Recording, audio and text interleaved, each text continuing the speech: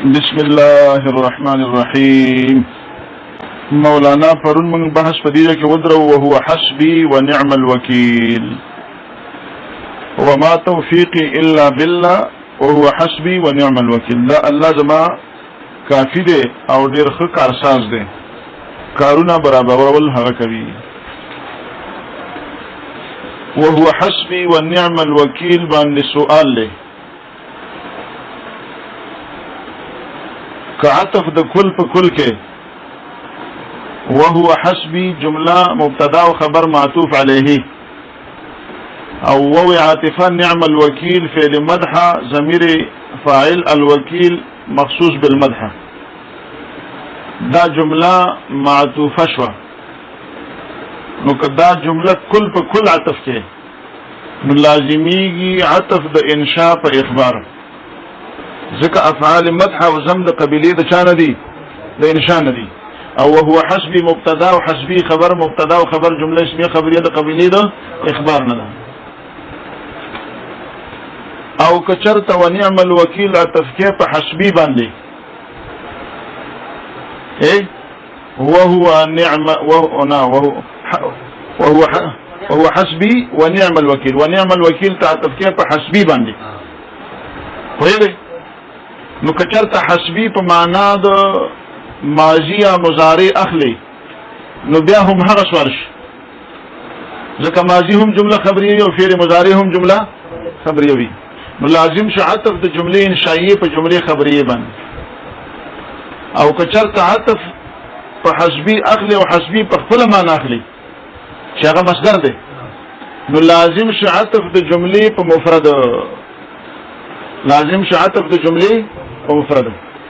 وكلاهما باطلان. كل په كل عطف کې لازم شو عطف د انشاء په اخبار، كل په جزء عطف کې نو جزء بیا په معنا د ماضي اخلي او یا مضارع، نو بیا لازم شو عطف د انشاء په اخبار. او که حسبي په خپل معنا اخلي لازم شو عطف د جملې په مفرد، لازم شو عطف د جملې مفرد. والک مولا پوه شوي مولانا پوه شوي. جواب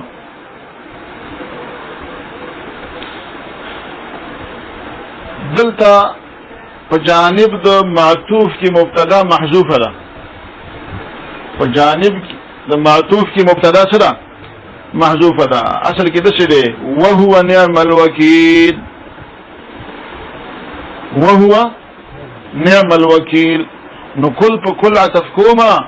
او عطف د اخبار په اخبار راغی.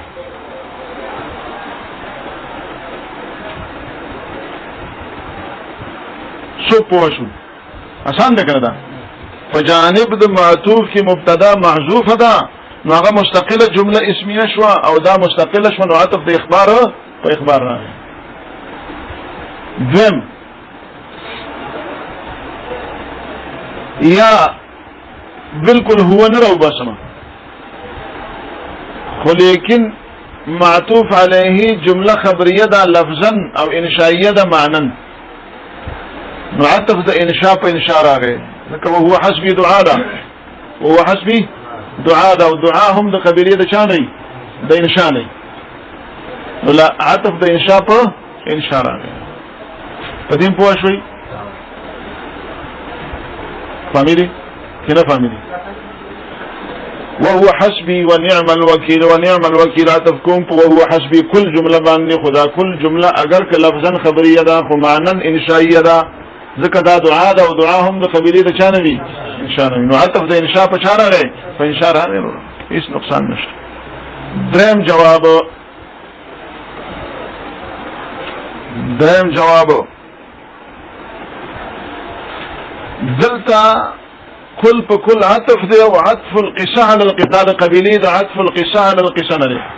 دا د قبیله د عطف القصه على القصه نه دی. عطف القصه على القصه دی توای چې جمله لفظا معتبره نه وي بلکې مضمون د جمله معتبر وي. عطف القصه على القصه څه ته وایي؟ چې جمله لفظا معتبره نه وي، خبر یو کې انشاء وي، خو مضمون د جمله معتبر وي. او مضمون د جمله معنا ده، بس د یوې جمله معنا د بلې جمله په معنا عطف شوی ده، هیڅ نقصان نشته. سو جواب شمولانا درې جواب. یا په جانب د معطوف کې حذف د خبر ده نو عطف د اخبار په اخبار راغی، یا د سره معطوف کې عطف د مبتدا حذف نه ده بلکې معطوف علیه لفظا خبریه ده او انشائیه ده معنا، نو عطف د انشاء په انشاء راغی، یا عطف د کل په کل کومه خو د قبیله د عطف القصاء علی القصه نه ده. عطف القصاء علی القصه دې ته وایي چې لفظ لره اعتبار نه وي بلکې مضمون د جملې معتبر وي، مضمون د جملې فهمیدي. اعلم پوه شه ای طالبا، ذکر دا خبره چې اعلم راولې کېږي د امور متعدده لپاره. اول خو به لفظ کې معلومه کوي چې اعلم صيغه واحد مذکر مخاطب د باب د سمع يسمعون علم يعلم علما فهو عالم. اعلم علم پکې شک نشته، لیکي ځان سره ليقظه المخاطب، اعلم راځي د پاره د یقظت د مخاطب راویښ شرکه ودو. ذم لتفصيل المقام راځي، کله یو ځکه اجمال وینو اعلام سره تا ته تفصیل غرض وي. لتفصيل المقام راځي. ذم لإيضاح المتن راځي، لإيضاح المتن. سلورم لدفع الاعتراض راځي، لدفع سوال واردېږي نو اعلام سره جواب غرض وي. پنځم اعلام کله اعلام راځي د پاره د سوال او جواب دواړو، اعتراض هم واردېږي او جواب هم کوي. لکه دلته به دا کاروم شي وسوسته سوال هم راوړی دی جواب هم راوړی دی. او کله د په مقام د فصل کې راځي ما بعد مضمون د ما قبل نه جدا کوي، ما بعد مضمون د ما قبل نه جدا کوي. د اعلام ډیر شي مقاصد کله لدلیل الدعوه راځي، مخکې مدعا ذکر یو دی اعلام نه وروسته دلیل ذکر وي. بل مقام دا هم دی چې دلیل کله د اعلام نه پس دعوه او دلیل دواړه ذکر وي. نو دلته په دې مقام کې لدفع الاعتراض راغلی دا، او یو اعتراض نه غني اعتراضونه وي. اعلم فوهش ان الشيخ رحمه الله تعالى چې بشک شیخ نسوک مراد ده ابن الحاجب رحمه الله تعالى دا جمله معترضه ده، دا جمله سره غرض پکې دعا کول لمصنف تا او تعالی کی پرون خبره شوه خو شوي تاسو تعالی کی پرون څه شوه چې موږ ویلو چې دا د لفظ د الله نه حال وي ګوره صفت نه کی، ځکه چې به لازمي توصیف د معرفي په نکره سره. نن سره یو خبره بل او هغه دا چې عند الباز دا صفت هم وي، عند الباز دا تعالی جمله صفت وي د لفظ د الله لپاره. کته په سوال وکي چې دا خو لازم شي توصیف د معرفي په نکره سره، نو هغه جواب کوي چې دا د لفظ د الله پورې خاص ده. لکه څنګه چې حرف ندا په معرفه باللام بالذات نه داخليږي خو په لفظ د الله وقالوا يا الله خاصه کافیه کې ویلي. نو دارنګ دا هم تخصیص دی چې تعالی جمله نکره ده من حيث الجمله، خو صفت د چا راغلي د الله راتلی شي، دا به تخصیص کني اصولي جواب هغه دی چې صفت یې نه کو په حال کون د الله کې تعالی چې د الله سره لم يصدر رسالته هذه. غرض د مصنف په دې عبارت سره اعتراض راوړلی چې لکه د صاحب د کافی الحمدلله را نور لم يصدر رسالته، مصدر نکړه خپل رساله په شروع کې را نور د خپل رساله. بحمد الله، حمد الله سبحانه وتعالى، حمد الله سبحانه وتعالى. غرض په دې عبارت سره سوال راوړلی، موږ د علم نو ورسته سوال او جواب دواړه دلته. سوال نه دی چې لم يصدر رسالته هذه بحمد الله سبحانه وتعالى، مصدر نکړه خپل رساله، مصدر نکړه خپل رساله په حمد الله سره سبحانه وتعالى. سبحانه چې را منسوب سبحانه، سبحانه مصدر نسب کیدا ده شاباش. نسبح سبحانه، نسبح سبحانه بس پوښ صحیح شو.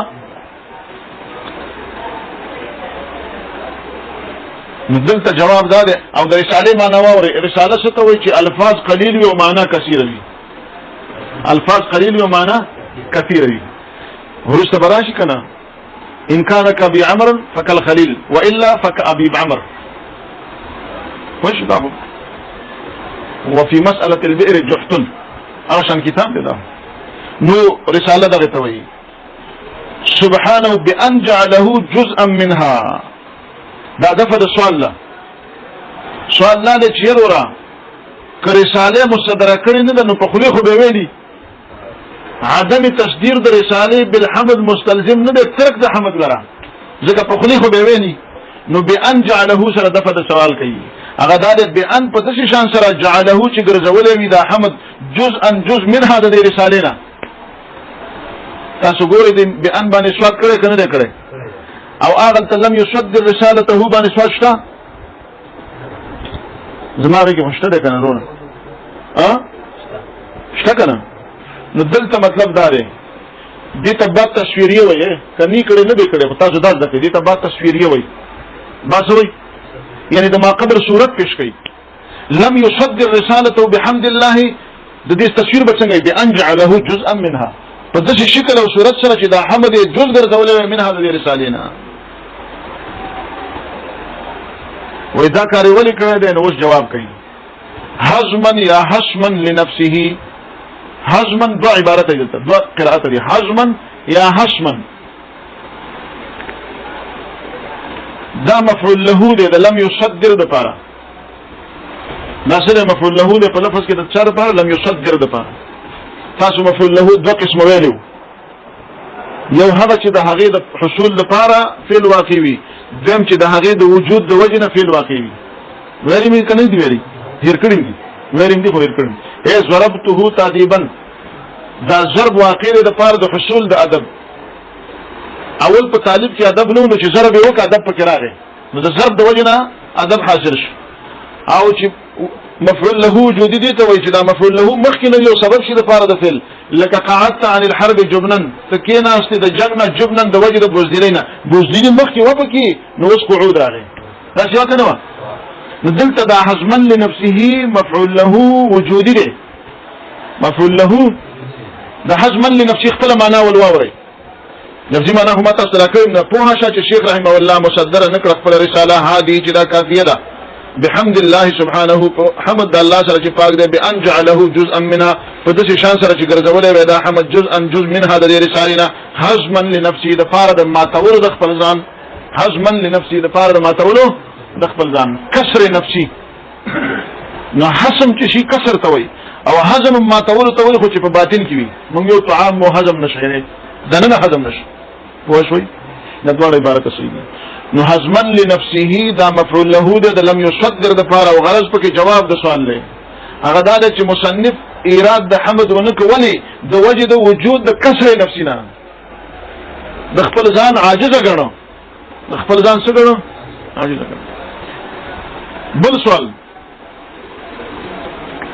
دا ورپستو کی سوال دا لې چې ایراد د حمد عبادت ده او ترک د عبادت خو کسر نفسی نه ده بلکې تکبر ده ایراد د حمد عبادت ده او ترک د عبادت تکبر ده کسر نفسی نه ده نو جواب بتخیل ان کتابه هذا په سبب د خیال اچول استا کې تخیل ده ته چې بل په خیال کې واچي ان کتابه چې کتاب د مصنف چې دا کافیه ده هذا من حيث انه كتابه د دې حیثیت نه چې دا د کتاب واخلي ليس ككتب السلف دا نه د پشان د کتابونو د سلف رحمهم الله تعالی نو حتی فیده دا د یصدر به چې د مصدر کی د خپل رساله به په حمد سره علی سننها په طریقو د سلف باندې په طریقو د چا باندې د سلف باندې پوه شئ تاسو یعنی تاسو سوال وکړئ چې ایراد د حمد خو عبادت دی او ترک د عبادت خو عجب دی تکبر دی دا خو حجم نه دی نو جواب دا دی چې ایراد د کتاب لره دوه حیثیت دي کدی ته وګورئ چې دا کتاب دی نو ایراد د حمد پکارو خو چې دې ته وګورئ چې دا لیسه ک کتب السلف دی نو ترک د حمد یې کړی دی چې چرته زو چرته وي چرته زو چرته وي زما دا کتاب هغه ته نشي رسیدي نو ځکه ما حمد نه دی اوري په بهر حال محدثین چې دا خبره واوري نو په ذهن زمونږ استاد په ذهن خنه لګي ځکه چې صاحب د کافیه منله پته نه لګي چې داغه دا مراد وکنه دا اوس داغه ورسته شارحین د کافیه 210 شرح دي سوري 210 شرح دي د شارحین ورسته ویل چې دا ځکه نه دراوړي دا ځکه نه دراوړي دا ځکه اصلي پته الله ته چې هغه ورین دراوړي خو نقصان دی موږ ته سره حمد راوړل پکالو ولا يلزم من ذلك عدم الابتداء به مطلقا. غرض د مصنف په دې عبارت سره د فد سوال دا چې لکه لم يصدر رسالته د مصدر نکړه خپل رساله، یعنی بیا هم راوړل خو بهترو کنه د شي بیا هم راوړل خو بهترو. نو جواب دا دی ولا يلزم لازمي من ذلك د عدم تصديرنا یا من ذلك بان جعله جزءا عدم الابتداء به مطلقا، نشرو کول به په دې حمد باندې مطلقا په هیڅ وخت، یعنی چې دا کتاب نه الحمدلله جز ونه ګرځو د دین دا نه لازمي چې دا نه ذکر کړي دا نه ذکر کړي حتی يكون تردید شي دا کتاب د بتر کې په خودو د حمد سره اقطع لنډه بوچي شي لنډه بوچي دې ته تفریع على المنفي وي حتی تفریعيه ده على المنفي كلام منفي باندې حتی فائده دا يكون شي بتر کې په خودو د حمد باندې اقطع کتاب د شي لنډه بوچي ولی لجواز اتيانه بالحمد بوجد جائز کېدو دراوړلو د مصنفنا بالحمد حمد لرا من غیر ان يجعله جزءا من كتابه، بغیر د دینه چې دی وګرځي جز د خپل کتاب نه که په کتاب کې جز نه ګرځول نو په خلی خو به ویلي د عدم جزئیت د کتاب سره دا لازم نه چې مطلقاً نه راوړي. دله په منطق تعبیر دا ور کوي هغه دا چې په انتفاع خاص سره انتفاع عام نه راځي. زید خاص دی او حیوان عام دی، نو چې زید مرشه حیوان ختميږي دنیا نه ختمي. نو ایراد د حمد د لپاره ډیر شي افراد په خلی ذکر کول او د کتاب حصہ ذکر جوړول، نو کله کتاب حصہ نه د ګرځول نو انتفاع د مطلق ذکر خو نشته. خو شوي تاسو من غیر ان يجعله جزءا بغیر د دینه چې وګرځي دا حمد جزءا جزء من کتاب د خپل کتاب نه بس دې پورې بس نه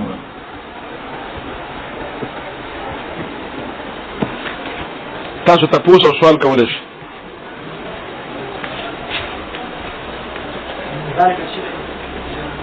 کوم من ذلك د دې بل څه پکې او ولا يلزم من ذلك او لازمي من ذلك د عدم تصديرنا من ذلك یا د عدم تصدير تراجع او دویم من ذلك راجع بان جعله جزءا لازمي د عدم جزئیتنا لازمي د عدم جزئیتنا عدم ابتداء به په حمد باندې مطلقاً ځکه جز دې نه ګرځولې او ابتداء دې پکړي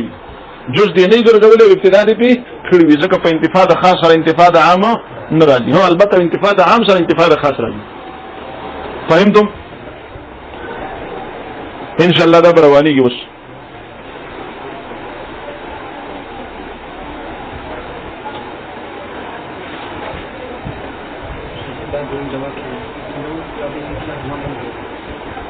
حسبي نعم الوکیل کی هغه دا ده چې اول جواب په جانب د معطوف کې مبتدا محذوف ده صحیح شو. دویم جواب دا ده چې نه حذف نشته ده خدا جمله معطوف علیها لفظا خبریه ده او معنا انشائیه ده، نو عطف د جمله انشائیه په جمله انشائیه راځي.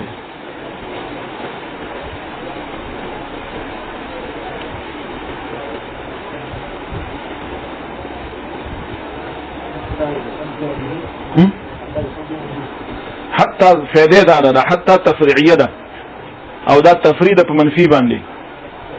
یعنی نه لازمي د دین عدم ابتداء په حمد مطلقاً حتی تر دې پورې یکون چې شي بترکه حتی يصدر بدقا درسده دا کتاب د حیثیت نه چې د کتاب واخلي